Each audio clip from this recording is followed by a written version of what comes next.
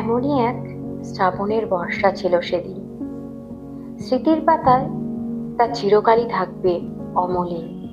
সেদিনও ঠাকুরবাড়ির জানালায় বর্ষার মেঘ ভিড় করেছিল। ভাবলেই শ্রাবণের ধারার মতো গড়িয়ে পড়ে আমার চোখের জল। মাঝে মাঝে বড় রাগ হয়, এ সমাজ তোমায় কি দিল? তোমার পাওয়া নোবেলটাও চুরি করে নিল।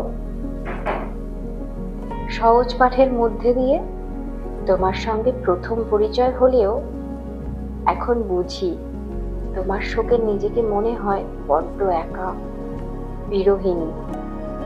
ঠিক যেমনটা হয়েছিল তোমার চরিত্ররা, দামিনী, বিনোদিনী, সৌদামিনী, মৃণালিনী। সেদিন বুঝিনি এক মুখ দাড়িওয়ালার কি ছিল সম্পদ।